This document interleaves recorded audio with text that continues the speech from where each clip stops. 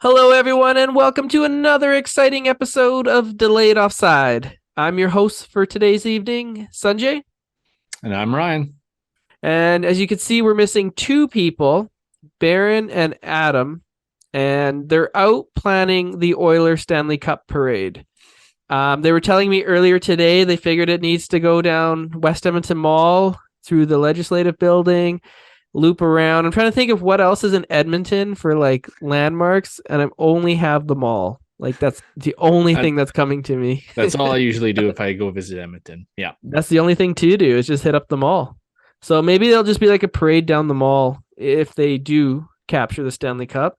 And there is reason for excitement in Oiler country. Baron and Adams' excitement is not misplaced. They have been on a tear ever since the trade deadline. They've been, winning games, beating everybody that they've been playing against. Doesn't matter if they're playing a top team, a bottom team. They've been really good. Pilon, if you had to give a percentage chance of the Oilers winning the Stanley Cup this Oh, year, geez. what would you say it would be? I mean, they're definitely a contender this year. They have their forwards, some of their forwards playing, or a number of their forwards playing career years that you'll probably never see them achieve these numbers again. Like Ryan Nugent-Hopkins, he's going to probably score 100 points. He's never gotten close to that before. Zach Hyman, same thing.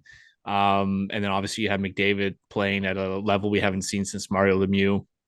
I mean, things are just kind of lining up really nicely for them. And so I do think they are a contender. You tell me to give them a percentage, it would still sound pretty low just because it is the NHL and there's such parity in the league and there's a lot of luck involved when it comes to the playoffs as well. You know, you could still be the favorite and still have a low percentage chance of winning it. So I don't know what kind of chance I would give them, like 5% chance, and that's probably still like one of the highest chances Wow, that's that's low. available. Well, That's I mean, it's low. probably higher than that. I don't know, like Yeah. I maybe mean, like 10%, like somewhere around there. Like, I mean, it's still low, but I mean, you have to look at all the other great teams that are out there too that have a shot at it. I mean, the Oilers have a bit of an easier go through the West. So some of those East teams that maybe are higher in the standings would have a lower percentage just because of the task it is just to get to the Cup final for them. But at the same time, you still got Colorado, you still have LA, who's also been red hot. Dallas is a pretty good team. So I mean, there's a few teams out in the West that they would still have to contend with, and then even then, there's upsets every year, mhm. and there's Cinderella runs and all of that type of stuff. So it's still a low percentage, but one of the higher percentages of the league. So yeah, I'm right there with you. Like I feel like that they have a good team. They have good offense. Their defense, they have a couple good defensemen. It's Getting really Ekholm was big for them. yeah, Like I yeah. think I think Ekholm was a really big ad. He's a very, very good defenseman. Mhm. And that was exactly what they needed in the back end to help kind of stabilize that back end. Yeah. I mean, and the thing is with playoffs, you mentioned injuries happen. So like I feel like Edmonton is very top heavy. Like if one of their big guys goes down, it'll kind of just crater their chances. Now you could say that for any team, obviously, but I feel like Edmonton's more susceptible to that. Like if you look at their bottom six forwards, no one really scares you, right? I feel like that's where other teams have to, if they're going to beat the Oilers, is with their depth, right? Like you're not going to match the Oilers' top two lines in offense. There's just no way. Like, Yeah. let's just be realistic here. No one's going to match McDavid. No one's going to match Draisaitl's output. So you have to find other ways to beat him in the playoffs. Well, I think it matters who you're talking about gets injured in Mhm. their top six. Like if you're talking McDavid, then yeah, I would say they're Yeah, in trouble there. because I mean, Yeah. obviously McDavid drives that team. I mean, Leon Draisaitl is still a great talent, but I think he does feed a lot off of McDavid, Mm-hmm. and he's not great defensively either. And so if he's your number one centerman now, I think that's a big step down for McDavid. But I mean, if you're losing someone else like a Zach Hyman or a Ryan Nugent Hopkins or a Vander Kane, I think they can get by that. So it depends who you're talking about that you're going to lose. Yeah. Yeah. And you know, you look at their goaltending, that's another big issue. Yeah, I Um, think that would be the scariest thing for me for this Oilers team going into the playoffs is their goaltending. So Stuart Skinner's had a good year. He's going to have a shot at the Calder. Very good young goalie, but he's a rookie. And mhm. so the playoffs are another beast. Will he be able to handle the pressure or won't he? And then if he doesn't play well or if he gets injured, then now you're turning to Jack Campbell. And yeah, like he's had a couple of good games here. I think like 2 shutouts now. Is that him that said 2 shutouts or just the team? Do you know? I don't know. Okay. Adam was talking about 2 shutouts, so I thought he meant He Campbell, just but made it up. They've yeah. been winning like 7-5, but he just mentioned, you know, they've been 2 periods without letting in a goal or something, maybe. But I mean, I would at this point you have to just say like this season's basically a write off for Jack Campbell. I would think he just has not had a good season. He's been atrocious. I don't Mm. think you can really trust him, and I certainly wouldn't be confident turning to him in the playoffs at this point. The guy just doesn't seem to have his confidence, and he's a guy that really has a lot of self doubt when he's not feeling good, and gets hard on himself. Has trouble staying even keel, and for whatever reason, it just hasn't worked out for him this season with Edmonton. Really good guy. I was rooting for him, but by this point, you've You got to weren't just rooting for basically. him. I Let's be was, I was, realistic. I. I I mean, wasn't rooting for him. I like Jack Campbell a lot. Like you watch that documentary with the Leafs. Was it last season? And or no, the season before when they were playing Montreal. That so 2 seasons ago. But Mhm. you could just tell he's such a great guy. And I really was rooting for Jack Campbell. I was more so rooting for him to become a full-time bona fide starter for the Leafs. But at the same time, I was kind of hoping he would do well. I mean, at the same time, you're kind of happy that Dubas didn't make the mistake of signing him for that 5 year, $5 million contract. That could have been a headache for the Leafs, which it isn't Mhm. now. So I mean, that's a good thing. Yep. But at the same time, the person, Jack Campbell, the person, it's hard to root against him. And he might still turn it around for the Oilers. Maybe next year he bounces back, but at this point in time, I would not feel confident at all having to turn to him in the playoffs. You know, I hate to compliment Barron or say he said something good, but he did bring up a good point, and it was that the Western Conference, every team outside of probably Dallas and maybe LA has goaltending question marks heading into the playoffs. You look at Vegas, who's their starter?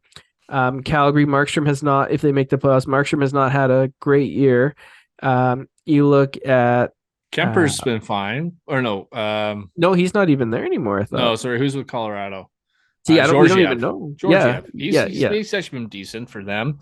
Okay, I got but he's actually never bring up. done it before. He's never won the cup before, right? So, Well, not too many goalies have won the cup, but I mean I wouldn't feel too nervous with him. Mhm. But yeah, you're right. I mean the thing is with the league in general, there's only a handful of goalies that you can say are legitimate number one goalies that you know that are an elite tier of goalie, right? Like nowadays, Right. it feels like every team has goes to with the combo. They have like a 1A 1B goaltending combo in that. There's only a Mhm. few guys like Vasilevsky and Yeah. Saros and Sorokin and Shesterkin, that Ottinger, that you can Mhm. just basically say like, yes, like these are elite level goalies. Yeah. Like Markstrom was elite level last year, and then he had an off year, and like he had the off year the year before that. So he seems Mhm. more like an up and down goalie. Yeah. Um, it is kind of the situation for most teams going into the playoffs for sure. Yeah. Yeah.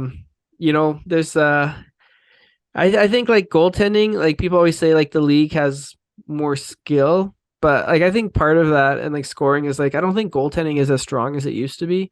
And that could be because like they are, you know, clamping down on like clutching, grabbing, so there's more opportunities. But it just seems like 20 years ago, there was more like solid goaltending around the league that you could point to and be like, yeah, like that's a good starter, that's a good starter, that's a good starter. Yeah. And there was always like sneaky players that would be like, oh yeah, like Sean Burke, you could like, he was a sneaky good player and he was always playing on like Phoenix or stuff, right? So there was always like a goalie that you could find if you were in the market for. Nowadays, I don't think you really get that. And I don't know if that's just goaltending is not as good as it used to be, or there's more there's more chances, so goaltenders are more exposed than they used to be. Yeah, I think maybe yeah, I think it's a combo of things. I think like the rule changes have really pushed for more offense is one thing, but another is just like the skill set of these players. I think is so much more than it ever has been in the past, right? Like some of the moves that these guys are coming up with that you would never see back in the day, right? And now Yeah. there's kids like doing these moves like on ice when they're just young kids, like stuff that Mhm. I could never even attempt to do. Yeah. So the skill set I think is really ramping up for players coming into the league. And I think it's really tough on goalies. But you're right, like in the dead puck era, it felt like that's when around the time where like that was like the elite time of goalies. But like, Mhm. was it the fact that the goalies were so great, or was it just the fact that the game had been stifled, that it was a lot easier to put up great numbers? Because back in like the 80s and 70s, the goalies, like, I mean, there's some legendary names, but the Yeah. goalies, like the goalie numbers, their statistics were pretty bad, Yeah. right? Because they're all stand-up goalies with like these little tiny shin pads, and Yeah. the games were all like 6-4 and or eight Mhm. five. And it wasn't until the late 90s that all of a sudden you had the trap game come in and bigger pads for goalies, and the butterfly started becoming very popular because of Patrick Waugh. Yeah. And they didn't so much depend on just their athleticism and reflexes. All of a sudden they started taking a look at angles and calculating, what's the best position to play and for percentage wise of how I'll make a save. And it all kind of changed like that, right? Like you don't see that acrobatic style goalie anymore, like a Dominic Hasek or a Tim Thomas. Right. Right. No, no, no. You bring up a good point, and especially like the goalie gear. Like you look at some players like Jagier or Gar Snow, and you're like, there was nowhere to shoot at. It was just so ridiculous. So I'm glad that they took steps to Well, kind the of goalies are reduce. so big nowadays. Like they're Yeah. huge. Like Andre Vasilevsky is like 200 and I don't know 30 pounds at least. I think he is like he's a Yeah. big guy. Yeah. But like Like, Saros is small, and he's one of the top five goalies in the league. So yeah, they're outliers. for sure. Um, that's too much Oiler talk that we've had about them making the playoffs. I think let's just put a pin in that conversation, and we'll come back to it when the Oiler fans are back on the pod. And that's enough talking good about them. But let's talk about a team that's not going to make the playoffs, and that's the Washington Capitals.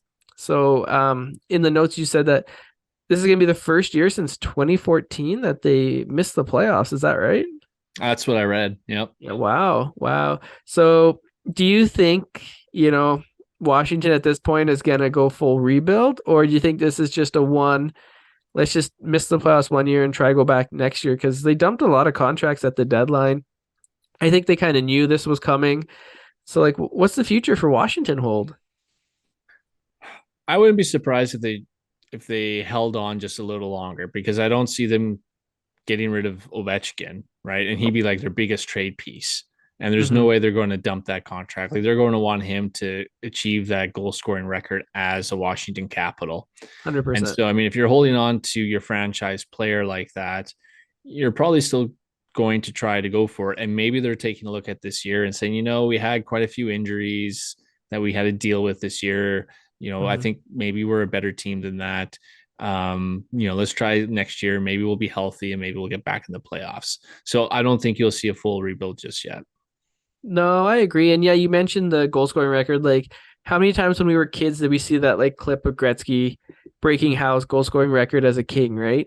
Mm-hmm. So I think they're really gonna want to like push for that. And I don't think they're gonna like be full like cup contenders for a while until Ovechkin retires. They could prove me wrong, But I think they're going to surround Ovechkin with as much offensive talent as they can, just so that he can like for sure get the goal scoring record. Like find good passers in free agency, draft players like that, really bring them in, and I think they'll be a fun team to watch in the future.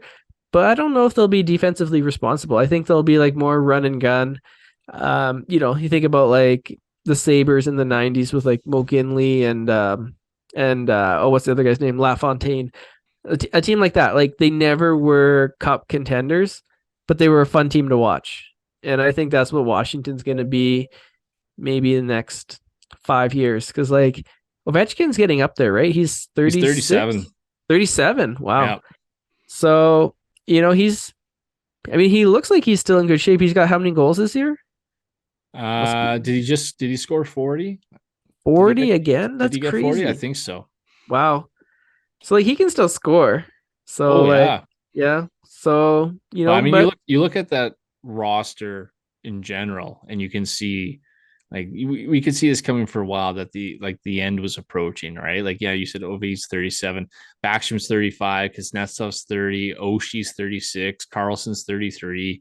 Like, I mean, mhm, all these guys are at the tail end of their careers, and it happens to most teams when you're a cup contender for so many years. You either trade away a lot of draft picks to try to make a run for the cup, or you also draft lower in the draft, and so you're not getting those like top quality prospects necessarily, unless you're get lucky or you're a really good drafting team.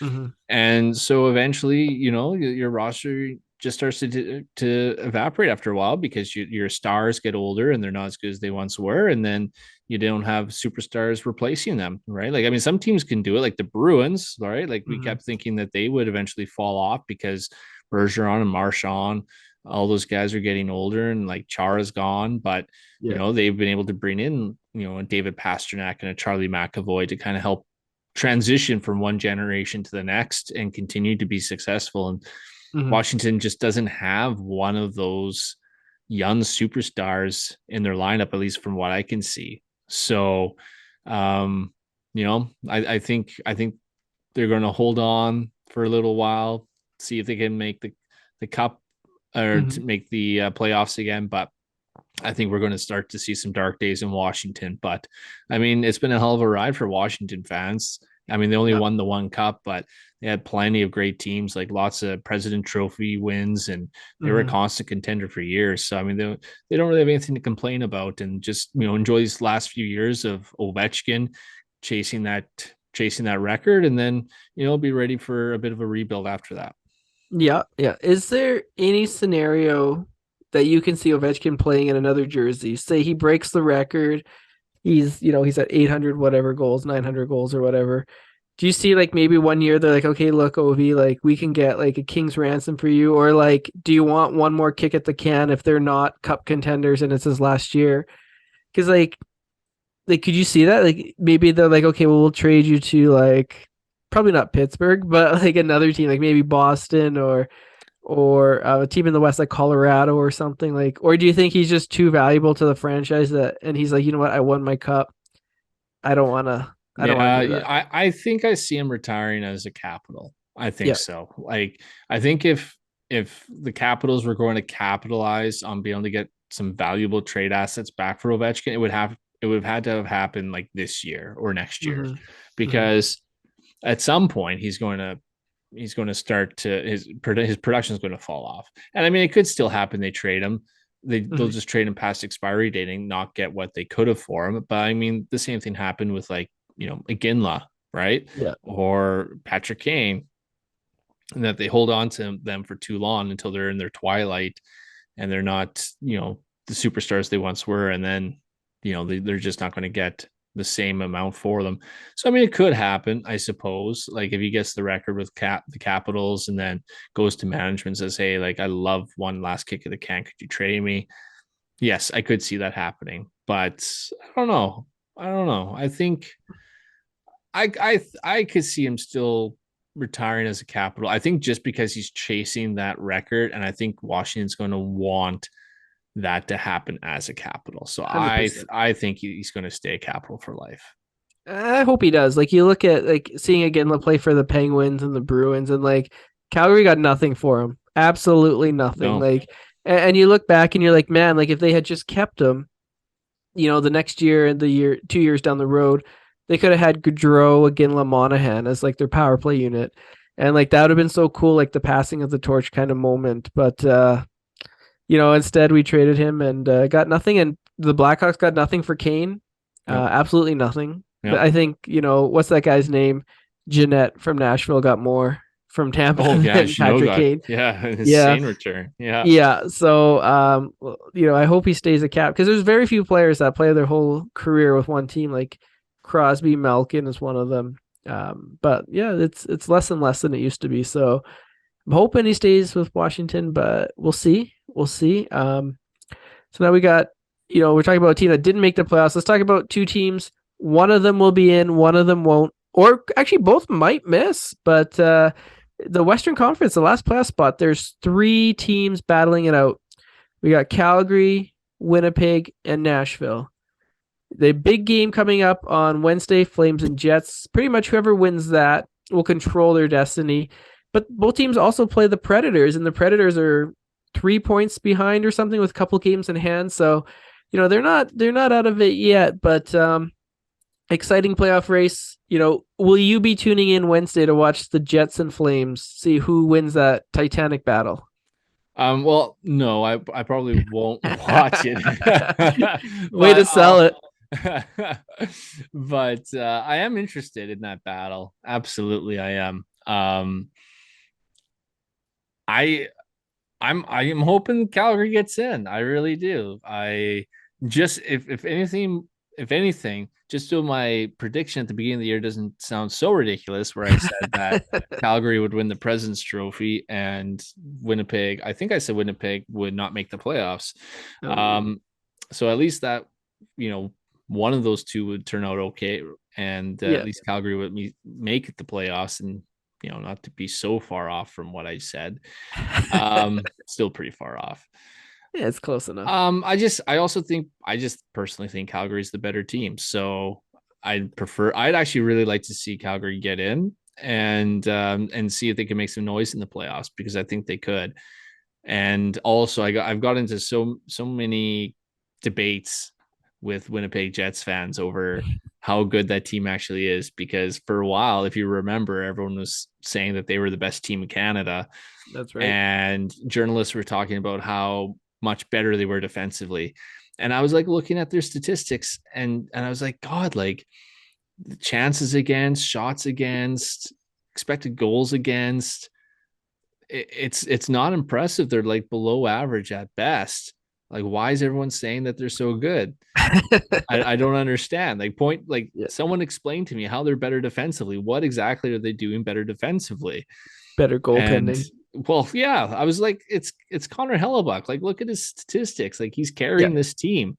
Mm-hmm. And so far, I actually even said to one Jets fan on a Sportsnet article, we were going back and forth, and I just said, "You watch. They're going to drop in the standings. You watch." and so, really hope they do drop. Then, well, I mean, they have, because they were first place in their division, and now they're leaning onto a wild card spot. So I've already been proven correct there, and we'll see if they actually make it or not. So. The only reason I wanted Winnipeg to continue winning some games is because I needed the stats for my fantasy pool, because I had Hellebuck in it. But now that's over. Okay. So they can lose now. It doesn't bother me anymore. Well, I actually think the Jets are a good team. I think both Calgary and Winnipeg, whoever gets in, will give their first round opponent like a good match. Like, I don't think either of them will go quietly into the night. Jets have good offense. I think they just hit like a skid. And like Hellebuck, we mentioned goaltending in the Western Conference. He might be the best goaltender in the Western Conference, right? Like, he's made it deep runs before. Yep. He's still like fairly young, and he's having good seasons. So, you look at them, and then you look at the Flames, and they're not like they're some of their parts. Like, Daryl Sutter just hasn't. It's like a Rubik's cube. And he hasn't like quite figured out the right combinations, the right buttons to press. Because like you look at their players, their players individually are better than like the output of the team right now. Yeah. And I don't know what to attribute that to, but like you look at players like Huberdeau, who went from over 100 points and now he's at maybe what 50, like Mhm. maybe 50, maybe 60. That's a huge drop off. Like to drop 50 points in one season is almost unheard of unless you're injured, right? Like that is just massive. So you think if he could get back to his 100-point player, or Kadri is, he started off really strong, but he's kind of tapered off here. Uyghur's been having a really strong stretch for Flames. He's been doing really good. And Markstrom's been up and down. Like Markstrom was playing really good, and then he lets in 2 weak goals against the Ducks yesterday, and then he gets pulled for Vladar. But like up until that point, like he had been pretty solid. So I don't know what's going on, if they need like I don't know, they need to like change like the mojo of that team, or like I don't know if maybe like they're not playing for each other, or maybe they just need to like go out, if they like clinch the playoffs, they need to go out, get hammered a couple days before the playoffs and just like blow off some steam, and then like sober up and then let the playoffs begin. Because like I don't know what's going on in that locker room, but yeah, like they're definitely better than what they're showing. And you look at the roster. That's how I felt 2 years ago in the Yeah. bubble Yeah. too. I remember looking at that team and even just looking at the advanced stats and saying Mhm. like this team looks like a playoff team, Yeah. but for some reason they're just not getting it done. But at like that season, Markstrom didn't play well either. And No. now this season, Markstrom's not playing that great. And I think he is the biggest issue. Like if he Mhm. had another solid Vezina worthy campaign, Oh, 100%. I think that changes around this team entirely. Yeah. Um, also like a lot of overtime losses. Mhm. Like Yeah. your team just can't seem to win in overtime or shootout. Um, I I can't remember how many has it been? Like 11 or You know no? what it is? It's because Johnny Gaudreau is probably top three on three player in the league. So you lose him, and he was incredible 3-on-3. And they won a ton of overtime shootout losses. I think it's been 15 they've lost this year, 15 or 16. Like So it was a pretty big number I remember seeing, and I'm yeah, like, that's a lot of points left on the board. Like, I mean, if yeah, even if you win half of those, you're you're first probably in the division. you're yeah. Well, I don't know if you're Yeah, first in the division, but yeah, you're at least in that wild card spot. yeah, And then yeah, I don't know for whatever reason, your guys just aren't putting the puck in the net like they've proven in the past, and hmm I don't know, maybe it is just not having that. A lot of those guys are playmakers and not having that elite sniper to go to. Like Toffoli's a decent enough sniper, but he's not an elite sniper.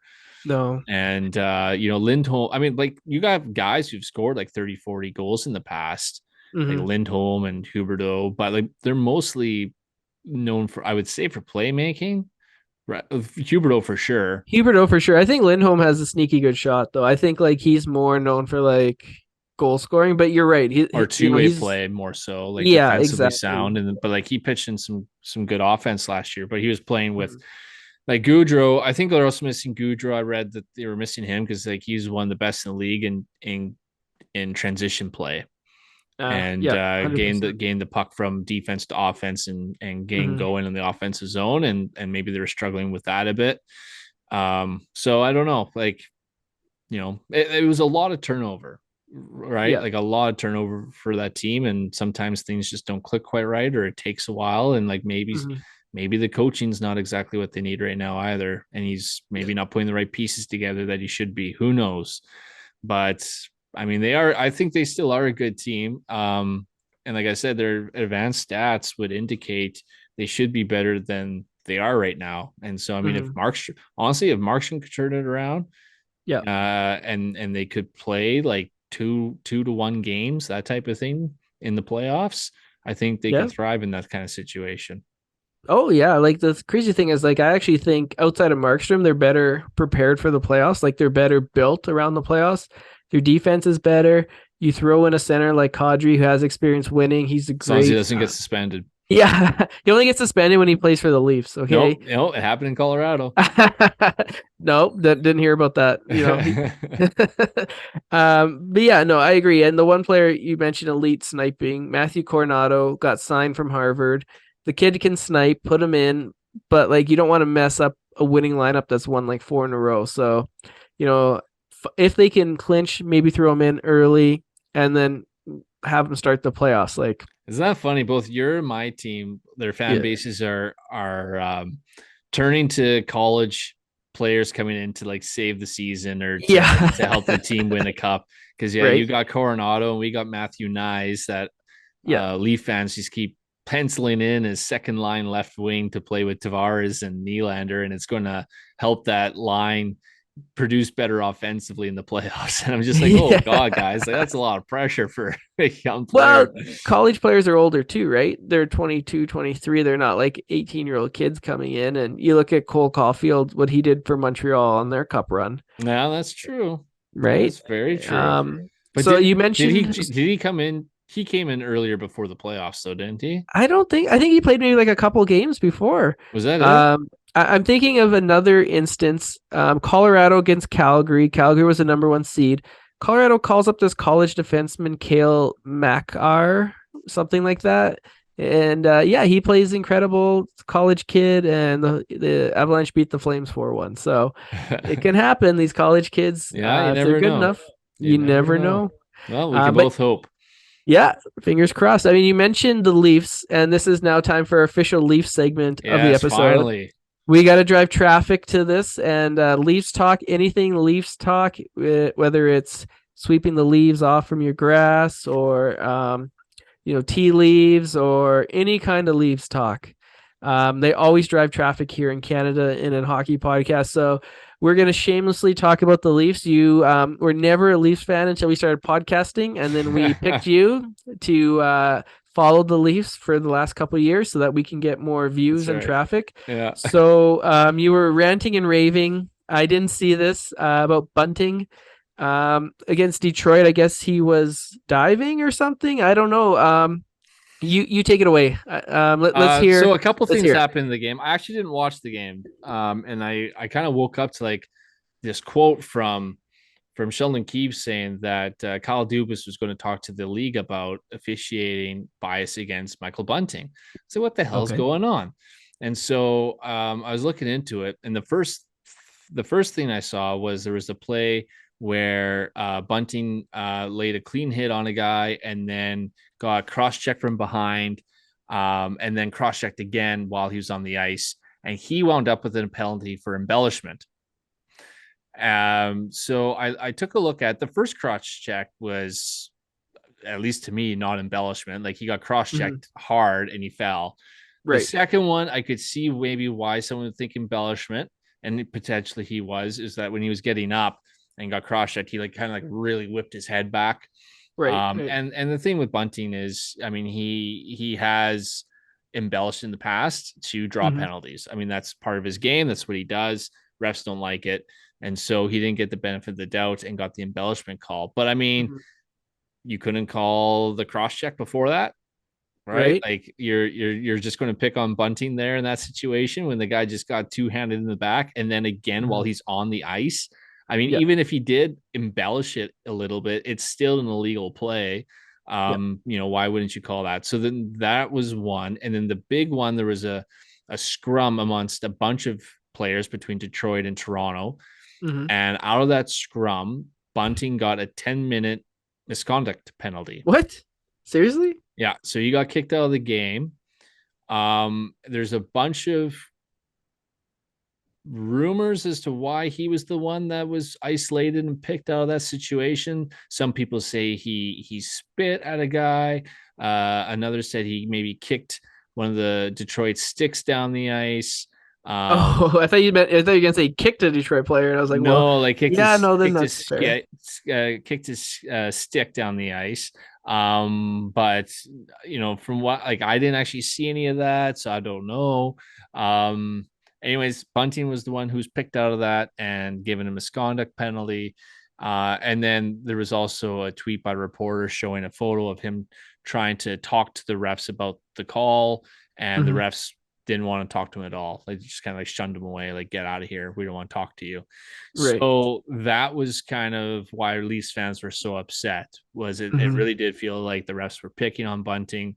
And like this isn't the first time either. Like when the last time they played the Oilers, there was that one play where Evander Kane was basically mauling Bunting all the way from center ice down to in front of the net, and then just started feeding him shots to the face in front of the net.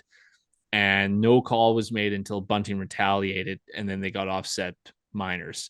So Brutal. it is stuff like that where it is pretty obvious the refs are not a fan of Michael Bunting.